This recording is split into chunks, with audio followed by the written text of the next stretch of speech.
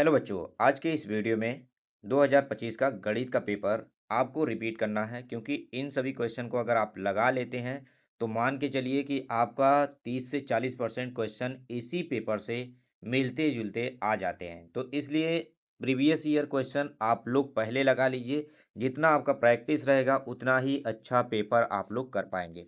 तो चलिए स्टार्ट करते हैं। यहाँ पर 822 हमारा यहाँ पर कोड है और बी भी हमारा यहाँ पर कोड है। ठीक है। अब यहाँ पर 2025 का एक गणित का पेपर है और ये 70 अंकों का हमारा टोटल पेपर होता है। ये यहाँ पर आप टाइम देख लीजिए, हमारे पास 3 घंटे 15 मिनट रहता है, जिसमें हमें इतने ही समय के अंदर हमें पेपर को कंप्लीट करना होता है। तो चलिए वीडियो को ज़्यादा देर न करते हुए स्टार्ट करते हैं और सभी क्वेश्चन को सॉल्व करते हैं बारी बारी से और देखते हैं कि हमें इन सभी क्वेश्चन को कैसे करना है। तो यहाँ पर देखिए, यहाँ पर दिया गया है एक परिमेय संख्या और एक अपरिमेय संख्या का योग होता है। देखिए, जिसमें अपरिमेय संख्या जुड़ा हुआ है और परिमेय संख्या है, तो अगर परिमेय और अपरिमेय संख्या आपस में जुड़ेंगे तो हमेशा अपरिमेय संख्या ही बनेंगे। तो यहाँ पर क्वेश्चन नंबर डी हमारा क्या होगा, सही होगा। अब यहाँ पर संख्या 156 का अभाज्य गुणनफल हमें निकालना है। तो यहाँ पर हमें सबसे पहले 156 का क्या करना है, यहाँ पर देखिए एलसीएम कर देते हैं 156 का। तो यहाँ पर 2 सते 14 और एक इसमें गया 2 8 16। ठीक है। तो अब यहाँ पर 2 से फिर कटेगा, 2 2 6 2 9 18, यहाँ पर ये हो गया। अब देखिए 3 से कटेगा हमारा, 3 एकम 3 3 त्रिका 9। अब यहाँ पर क्या होगा, 13 से कट जाएगा। अब यही सभी फैक्टर जो जिसमें हमारा पूरा होगा वही हमारा राइट आंसर होगा। यहाँ पर देखिए 2 2 बार आया है, तो इसमें भी 2 2 बार है, इसमें भी 2 2 बार है। अब ये दोनों क्वेश्चन गलत हो गए। ठीक है। लेकिन यहाँ पर 3 देखिए किसमें है, एक बार इसमें भी है और इसमें भी है। लेकिन यहाँ पर 13 किसमें है, 13 किसमें है, वही हमारा राइट आंसर होगा। तो यहाँ पर आपको दिखाई दे रहा होगा कि हमारा 13 किसमें है।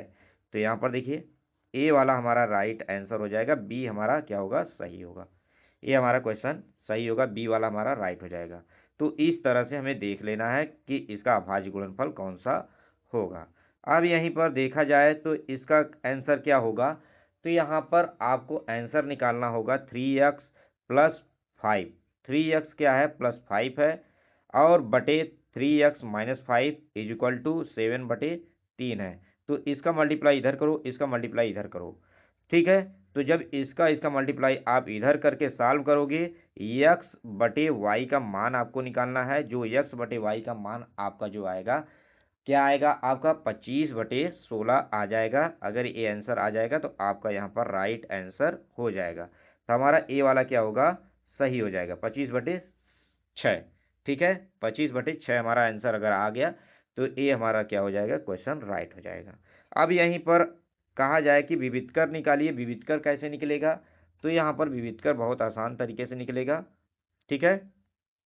तो यहाँ पर देखिए विविधकर निकाल के दिखाते हैं हम आपको। अब यहाँ पर देखिए विविधकर कैसे निकाला जाए। यहाँ पर क्वेश्चन नंबर 4 है। अब 3x² माइनस 2x प्लस 1/3। यहाँ पर ए वाला फार्मूला लगाएंगे, b² माइनस 4ac वाला फार्मूला आप लगा देंगे जो d के बराबर होता है। d क्या होता है, विविधकर होता है। और यहाँ पर b की वैल्यू क्या है, -2 है, और यहाँ पर 4 है। a की वैल्यू क्या है, 3 है। ए की वैल्यू यहाँ पर 3 रखोगे और सी की वैल्यू क्या है, यहाँ पर 1/3 है। तो जैसे ही आप इतना मान रखेंगे, आपका विविधकर काफ़ी अच्छे तरीके से निकल जाएगा और आंसर आपका क्या आएगा, 0। ठीक है। आंसर क्या आ जाएगा आपका, 0 पूरी तरह से आपका आंसर आ जाएगा। अब यहीं पर हम लोग देखेंगे कि यहाँ पर 5वां क्वेश्चन हमारा क्या है। काफ़ी अच्छे तरीके से हम लोग समझेंगे कि यहाँ पर 5वां क्वेश्चन हमारा क्या होगा। तो यहाँ पर देखिए 5वां हमारा क्या होगा कि यहाँ पर दिया है वर्ग अंतराल और यहाँ पर बारंबारता है। तो यहाँ पर वर्ग अंतराल जब भी दिया रहेगा तो यहाँ पर माध्य पूछ रहा है, तो माध्य का फार्मूला आपको पता होना चाहिए। तो माध्य का क्या फार्मूला होता है, इसे आपको काफ़ी अच्छे तरीके से जब आएगा तभी यहाँ पर आप कर पाओगे। तो सबसे पहले आपको माध्य का फार्मूला पता होना चाहिए।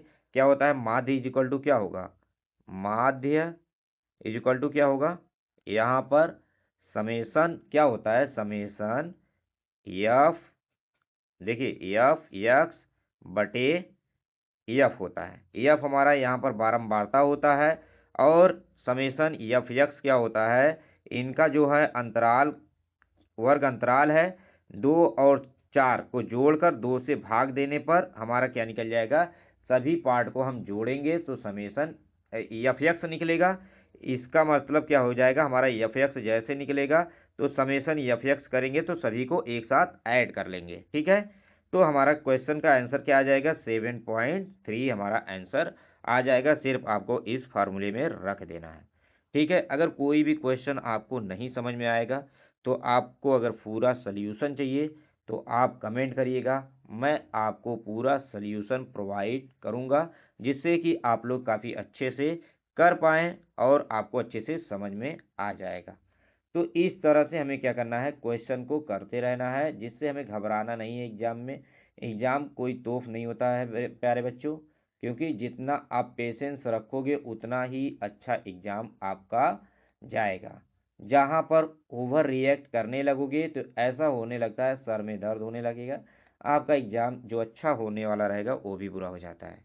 तो इसलिए रिलैक्स रखोगे तो काफ़ी अच्छे फार्मूले आपको याद आते रहेंगे और रिलैक्स जहाँ पर खो दिए आपने वहाँ पर जो होने वाला भी रहेगा वो भी नहीं होता है, ठीक है।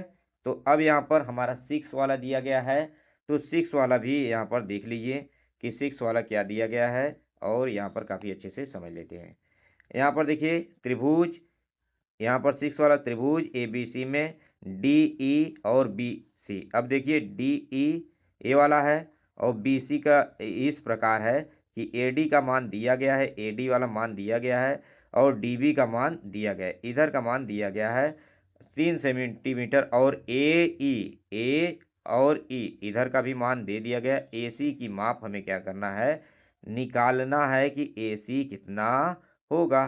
तो यहाँ पर जानते हैं समरूप वाला हमें क्या करना पड़ेगा, फार्मूला लगाएंगे तो हमारा आंसर क्या आएगा बच्चों, यहाँ पर काफ़ी आसान तरीके से हमारा आंसर आ जाएगा, बी वाला 4.5 सेंटीमीटर हमारा आंसर आ जाएगा और आपका आंसर काफ़ी अच्छे तरीके से लग जाएगा। अगर क्वेश्चन नहीं लगेगा तो आप कमेंट करिएगा, इसलिए मैं फार्मूला बताता चल रहा हूँ क्योंकि आपका टाइम जो हो खराब ना हो, कम समय में आप अच्छे से, नहीं तो मैं हर एक क्वेश्चन सॉल्व कराऊंगा तो बहुत समय लग जाएगा, इसलिए मैं यहाँ पर बहुविकल्पी नहीं सॉल्व करा रहा हूँ, ठीक है। अब यहीं पर बिंदुओं के बीच की दूरी अगर हमें पता करना है बच्चों तो हम कैसे करेंगे, तो यहाँ पर आपको पता है बिंदुओं के बीच की दूरी को पता करने के लिए हम लोग d बराबर यहाँ पर फार्मूला लगाते हैं और यहाँ पर कर देंगे x1 माइनस x2 का होल वर्ग, ठीक है, x1 माइनस x2 का होल वर्ग,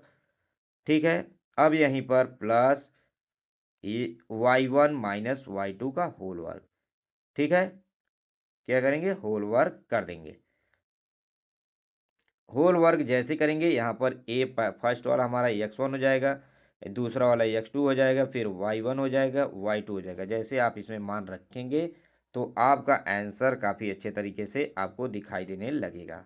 तो आंसर क्या आएगा बच्चों, आंसर आएगा हमारा यहाँ पर 2 रूट, यहाँ पर ए वाला हमारा 2 रूट 2 हमारा आंसर आ जाएगा और काफ़ी अच्छे तरीके से आप लोग कर पाओगे। अब यहीं पर द्विघात समीकरण के मूल बराबर हैं तो यहाँ पर हमें क्या करना है, किसका मान निकालना है, यहाँ पर अगर मूल हमारे क्या हो, बराबर हो तो यहाँ पर यम का मान हमें पता करना होगा। यम का मान क्या होगा, तो यहाँ पर यम का मान हमें बताना है अगर अल्फ़ा और बीटा एक बराबर हो तो यहाँ पर हम फार्मूला लगा देंगे, alpha plus beta is equal to क्या होता है, माइनस बी बाई ए होता है। यही फार्मूला अप्लाई करके यहाँ पर अल्फ़ा अल्फ़ा रख देंगे क्योंकि अल्फ़ा बराबर बीटा है तो 2 अल्फ़ा हो जाएगा, ठीक है। तो इस तरह से हमें क्या करना होगा, सवाल को कर लेना है, काफ़ी अच्छे तरीके से आपका सवाल लग जाएगा। यहाँ पर अल्फ़ा स्क्वायर आ जाएगा, ठीक है, अल्फ़ा स्क्वायर जैसे आएगा अब उसमें सी बाई ए जब अल्फ़ा इंटू बीटा रखेंगे तो वही alpha square is equal to आएगा, तो यहीं पर अल्फ़ा स्क्वायर का मान हम पुट कर देंगे तो हमारा यम का मान क्या होगा, आसानी से निकल जाएगा। तो यहाँ पर माइनस बी बाई के क्या है, यहाँ पर 12/3 आएगा, तो 12/3 का मान कितना हो जाएगा, 4 हो जाएगा। अल्फा स्क्वायर यहाँ पर 4 हो गया है, और जस्ट यहाँ पर अल्फा इंटू बीटा कितना आएगा, C/A मतलब m/3 आएगा अल्फा स्क्वायर का मान। तो m/3 जैसे हम रखेंगे तो यहाँ पर m/3 जैसे ही आप रखोगे आपका आंसर m बराबर 12 आ जाएगा। ठीक है, इस तरह से हमें क्या करना होगा, सवाल को हल करना होगा। ठीक है, अगर मैं सब चीज़ हल करा दूंगा तभी ज़्यादा दिक्कत हो जाएगा।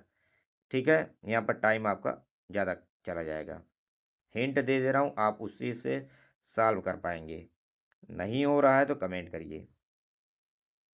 अब यहाँ पर 15 और यहाँ पर 25 का एचसीएफ 5 है, तो इनका एलसीएम क्या होगा, आपको पता है। एचसीएफ और एलसीएम का फार्मूला लगाएंगे तो आपका यहाँ पर दो, ठीक है, जैसे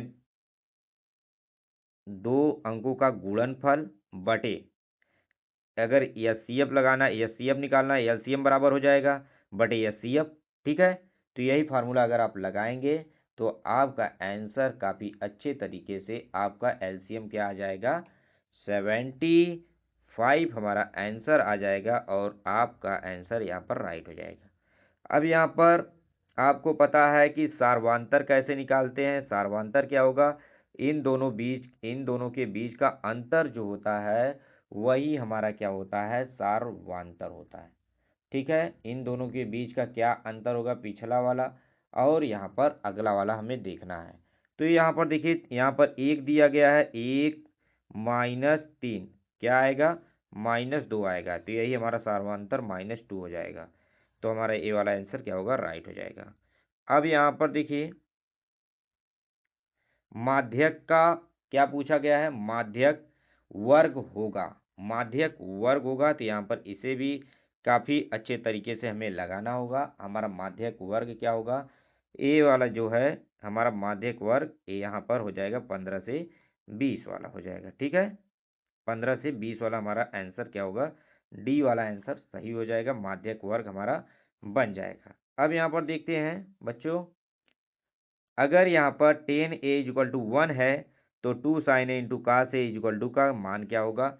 अगर यहाँ पर कुछ बच्चों को अगर अच्छे से पता होगा कि a sin 2a का फार्मूला है, 2 sin 2a का फार्मूला है। अगर मैं यहाँ पर sin a बराबर 10a बराबर दिया है 1, तो a बराबर क्या आएगा, 45 अंश।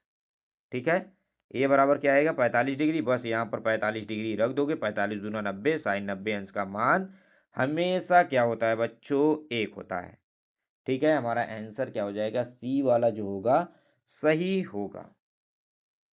ठीक है, सी वाला हमारा क्या हो जाएगा, आंसर क्या होगा, राइट हो जाएगा। अब यहीं पर देखा जाए कि हमारा यहाँ पर आगे की तरफ बढ़ेंगे। 13वां हमारा क्वेश्चन क्या दिया गया है और काफ़ी अच्छे से हम लोग समझेंगे।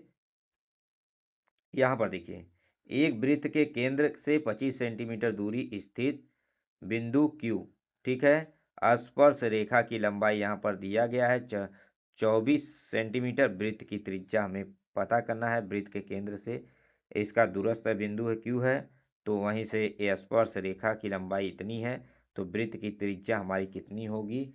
तो यहाँ पर वृत्त की त्रिज्या जो आपकी होगी 7 सेंटीमीटर, आपका पहला आंसर जो होगा राइट हो जाएगा। ठीक है, अब यहाँ पर चलते हैं अगले क्वेश्चन की तरफ कि यहाँ पर हमारे एक मीनार की ऊंचाई कितना है, 20 मीटर है। जमीन पर बनाने वाला, उस जमीन पर बनने वाला इसकी छाया, जो जमीन पर छाया बन रही है, यहाँ पर देखो ये 20 ऊंचाई है। ठीक है, अब जो छाया बन रहा है ए वाला है 20√3 हो जाएगा। ठीक है, अब यहाँ पर उन्नयन कोण का मान होगा। अब यहाँ पर उन्नयन कोण का मान पूछ रहा है। यहाँ पर हमें लंब पता है, आधार पता है, तो यहाँ पर टेन थीटा = 20/20/20√3 आ जाएगा। 20 से 20 जैसे कैंसिल होगा, 1/√3 आएगा। तो आपको पता है 30 डिग्री का मान होता है 30 डिग्री का मान 1/√3 होता है। तो यहाँ पर हमारा क्वेश्चन काफ़ी अच्छे से हो जाएगा। बस इतना ही आपको फार्मूला यहाँ पर अप्लाई करना है, आपका हर एक सवाल काफ़ी अच्छे तरीके से हो जाएगा। अब यहीं पर बच्चों दिया गया है कि हमें क्या निकालना है। यहाँ पर देखिए, अब दिया गया है कि 14 सेंटीमीटर वृत्त के चाप उसके केंद्र से 30 अंश का कोण आंतरित करता है, संगत त्रिज्या खंड का क्षेत्रफल होगा। तो संगत त्रिज्या खंड का क्षेत्रफल कितना हो जाएगा, यहाँ पर आपको सिर्फ बताना है आंसर में। तो आपका जो होगा क्षेत्रफल, ये हमारा हो जाएगा 154/3 सेंटीमीटर स्क्वायर। ये हमारा राइट आंसर हो जाएगा। ठीक है। अब यहीं पर पूछा जाए आपसे कि जोकर टोपी का आकार होता है, जोकर टोपी का जो आकार होता है वो कैसा होता है। जोकर का जो टोपी का आकार होता है, आपने जोकर का जो टोपी देखा है हमेशा कैसा होता है, बेलनाकार होता है। देखो गोल गोल टोपी लगाया रहता है। शंक्वाकार जो टोपी होता है वो बर्थडे में लगाया जाता है। कंफ्यूज मत होइएगा, क्योंकि जोकर का जो टोपी होता है बेलनाकार होता है। कहीं कहीं शंक्वाकार भी होता है, लेकिन अक्सर जोकर जो होते हैं बेलनाकार लगाते हैं। कल्पित माध्य विधि पर पग विचलन विधि सरलीकृत रूप है। तो यहाँ पर क्या है, प्रत्यक्ष विधि हमारा जो होगा राइट आंसर बी हो जाएगा। अब यहाँ पर देखेंगे कि हमारा दिया गया है कि यहाँ पर कुछ यदि कुछ प्रेक्षण का माध्य 15 है और तथा 15 है तथा माध्यिका 24 है, तो उसका बहुलक कितना होगा। यहाँ पर देखिए प्रेक्षक का माध्य 15 है तथा बहुलक 24 है, तो बहुलक होगा कितना होगा, हमारा बहुलक 42 हो जाएगा। डी वाला क्वेश्चन हमारा सही है। जब एक पासे को एक बार फेंका जाता है तो वह संख्या, देखिए सम संख्या प्राप्त होने की प्रायिकता। देखो जब पासे में कितने कितने होते हैं सम संख्याएं, ठीक है। पासे में देखो सम संख्याओं की होने की प्रायिकता, सम 3 होते हैं पता ही है, ठीक है। आने की संभावना कितनी होती है, 6 होती है, इसलिए 3/6 होगा। इसलिए हमारा आंसर जो आएगा 1/2 हमारा आंसर आ जाएगा। अब यहाँ पर देखिए, अच्छी प्रकार से फेंटे हुए ताश के 52 पत्तों में से एक पत्ते को यादृच्छिक निकालने पर पत्ते की के रानी होने की प्रायिकता क्या होगी। तो यहाँ पर सभी पत्ते जो होते हैं वो हमेशा देखो 4 4 होते हैं, 4 रानी 4 बेगम इस तरह से होते हैं। तो यहाँ पे 13 चौका 52, तो यहाँ पर इसी से पता चल जाता है कि हमारा 1/13 होगा। ठीक है। ये हमारा यहाँ पर हमारा खत्म हो गया। क्या हो गया, हमारा बहुविकल्पी जो प्रश्न थे 20 नंबर के हमें करने थे, और काफ़ी अच्छे तरीके से हमारा ये वाला क्या हो गया, बहुविकल्पी पूरी आसानी तरीके से हो गया। अब यहाँ पर हम लोग देखेंगे, आगे की तरफ बढ़ते हैं कि हमारा क्या दिया गया है। खंड ब, यहाँ पर खंड ब लिखोगे। अब एक लंब वृत्तीय शंकु की ऊंचाई, आधार दिया गया है, व्यास दिया गया है, हाँ 28 एन शंकु का आयतन ज्ञात कीजिए। आपको आयतन का फार्मूला अगर पता रहेगा, यहाँ पर देखिए पहली बात ये क्या है, शंकु की ऊंचाई है, ये क्या है, शंकु का व्यास है।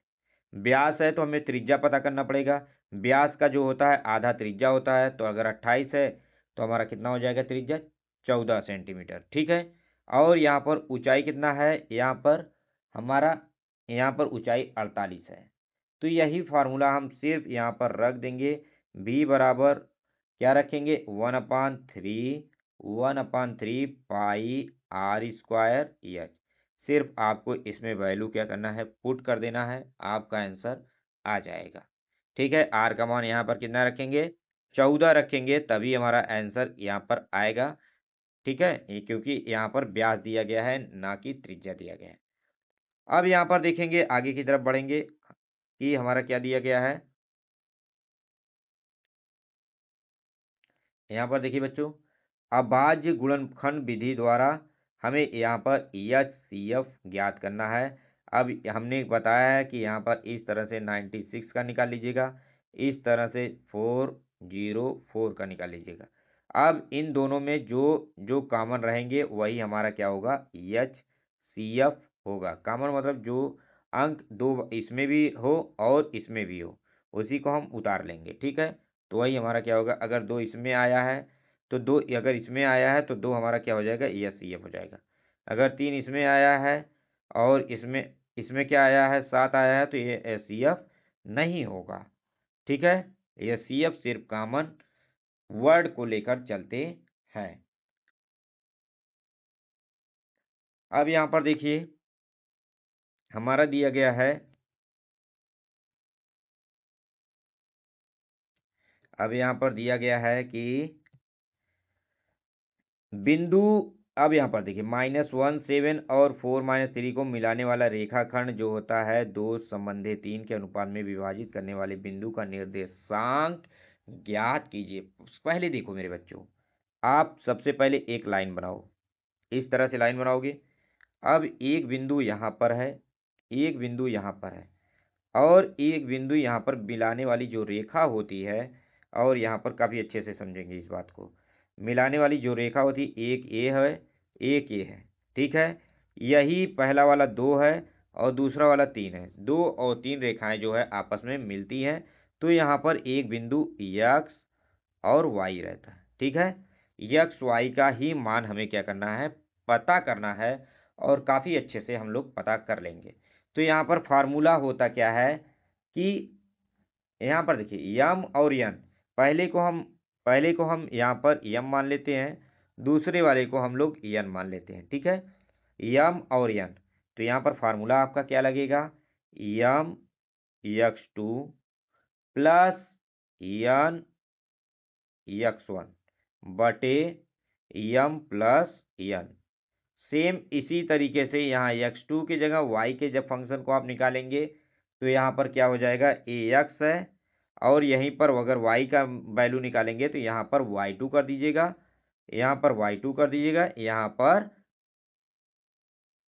y1 कर दीजिएगा। बस सेम इसी फार्मूले को अगर आप यूज करेंगे तो हमारा जो x है और y का वैल्यू 1 और 3 आ जाएगा। ठीक है, 1 और 3 हमारे बिंदु आ जाएंगे, क्योंकि हम इसमें इसलिए नहीं सॉल्व कर रहे हैं, आपको पहले बता चुके हैं कि लंबा टाइम ले लेगा। हिंट दे रहे हैं, बस इसे आप इस तरह से सॉल्व कर लीजिएगा। नहीं सॉल्व होगा तो उसके बाद आप लोग कमेंट करिएगा, मैं खुद सॉल्व करके आपको हर एक क्वेश्चन बताऊंगा कि आप लोग कैसे एग्जाम में राइट करेंगे। सिर्फ आपको कमेंट करना है। अब यहाँ पर देखिए प्यारे बच्चों, यहाँ पर काफ़ी अच्छा सवाल पूछा गया है कि साइन अल्फा कॉस अल्फा अगर इतना दिया गया है तो साइन अल्फा का मान आपको पता है 30 डिग्री का होता है 1/2, कॉस अल्फा में 60 डिग्री का होता है, तो अल्फा प्लस बीटा कितना आएगा। तो यहाँ पर जाहिर सी बात है कि 90 डिग्री आ जाएगा, तो अल्फा प्लस बीटा का मान 90 डिग्री आ जाएगा। क्वेश्चन काफ़ी सरल है। अब यहाँ पर P यहाँ पर दिया है कि मूल बिंदु से, अब यहाँ पर देखिए एक बिंदु यहाँ पर है, ये P है, ये मूल बिंदु O है, तो मूल बिंदु का जो होगा 0 0 होगा। अभी डिस्टेंस का फार्मूला जैसे मैंने बताया -6 8 का यूज करिए, आपका सवाल काफ़ी आसान तरीके से हो जाएगा। ठीक है, उसी फार्मूले का यूज करिए।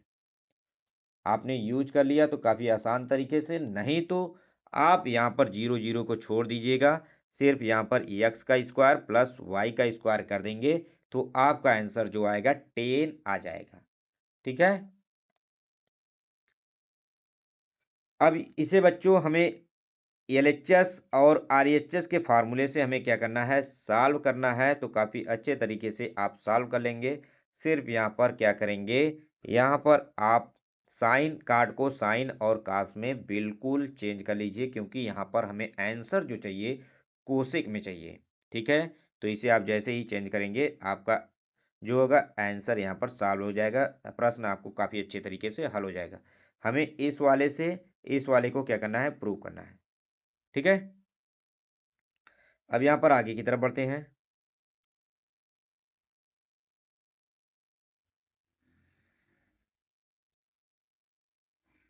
तो देखिए अब यहाँ पर क्या दिया गया है प्यारे बच्चों, यहाँ पर अब हम अगले क्वेश्चन की तरफ बढ़ेंगे और देखेंगे कि हमारा क्या क्या दिया गया है। अब यहाँ पर 4 के आ गए हैं और काफी मजेदार क्वेश्चन है। ऐसी बात नहीं कि ये क्वेश्चन काफी मजेदार नहीं है, काफी मजेदार क्वेश्चन है और काफी अच्छे तरीके से अगर आपको स्टेप याद है, हर एक चीज लग जाता है। एग्जाम में कंसिस्टेंसी बनाए रखो, हार मत मानो, ठीक है। देखो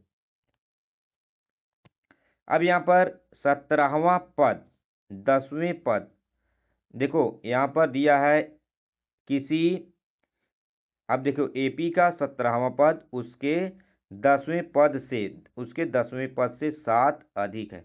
पहली बात 17वां पद कितना होगा, तो यहाँ पर सबसे पहले वहां पर लिखोगे कि 17वां पद हमारा कितना होगा। तो 17वां पद आपको लिखने के लिए हम यहाँ पर बता रहे हैं कि आप कैसे लिखेंगे कि 17वां पद क्या होगा, ठीक है। तो यहाँ पर सबसे पहले आप क्या लिखोगे, 17वां पद A17 कितना लिखोगे। अब यहाँ पर कितना लिखोगे, आपको पता है कि हमें 17वां जब बोला गया है तो यहाँ पर लिखना पड़ेगा A+16D, ठीक है। अब यहीं पर हमें बोला जाता है कि अब 10वें पद से 7 क्या है, अधिक है। तो 10वां पद लिखेंगे A प्लस क्या हो जाएगा, यहाँ पर 17वां था तो क्या हुआ, 16वां हुआ, 16D हुआ। अब यहाँ पर 10वां है तो 9D हो जाएगा। अब यहाँ पर हमें प्रथम पद या सार्वधातुक कोई भी पद निकालना हो तो काफी आसान तरीके से हम लोग लिखेंगे। अब यही पद को यही कह रहा है कि जो है हमारा 16वां पद A+16D जो है हमारा A+9D से 7 क्या है, 7 क्या है, अधिक है, ठीक है। 7 क्या है, अधिक है। तो हमें सिर्फ यहाँ पर यही लगा देना है और यहाँ से ए जो होगा हमारा क्या होगा, कैंसिल हो जाएगा।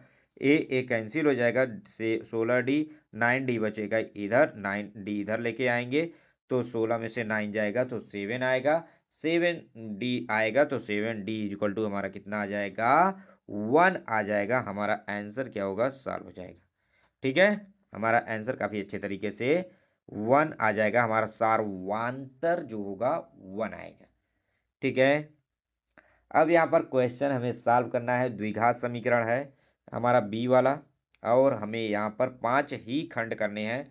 तो इस बात का हमेशा ध्यान दीजिएगा कि आपको 6 खंड नहीं करने हैं। तो यहाँ पर 5 खंड करने हैं तो यहाँ पर हमें द्विघात समीकरण का फार्मूला लगा देंगे तो यहाँ पर काफ़ी अच्छे से हमारा क्या होगा, सॉल्व हो जाएगा और देखिए मूल हमें पता चल जाएंगे, ठीक है। तो द्विघात समीकरण से आप लोग कैसे यहाँ पर इसे हल करना है तो यही देखेंगे हम लोग। तो चलिए यहाँ पर बताते हैं।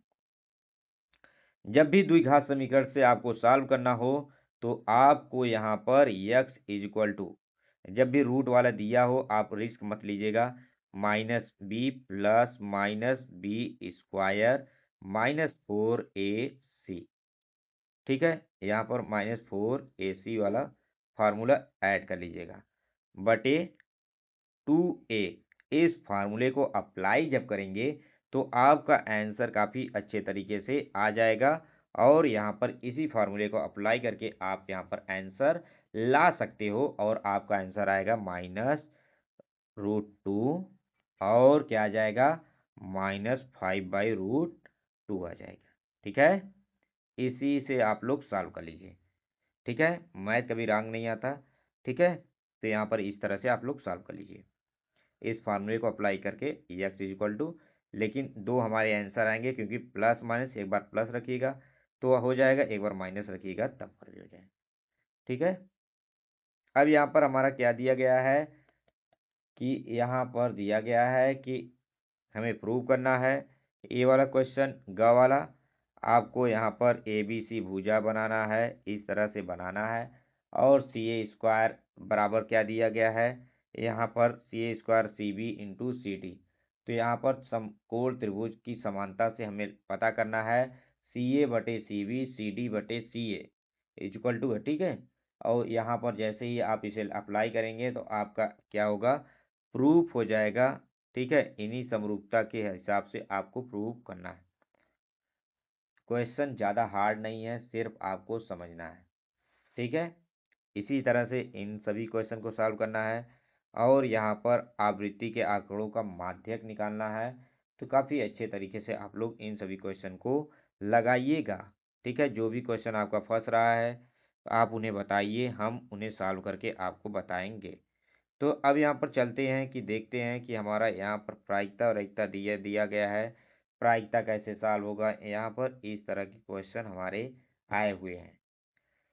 तो यहाँ पर जो 6 नंबर में आता है हमारा क्वेश्चन, उन्हें हमें क्या करना होगा कि एक ही करना होगा और एक को नहीं करना होगा। ठीक है, ये वाला क्वेश्चन आप लोग रिपीट कर लीजिए क्योंकि ऐसा क्वेश्चन बुक में दिया गया है।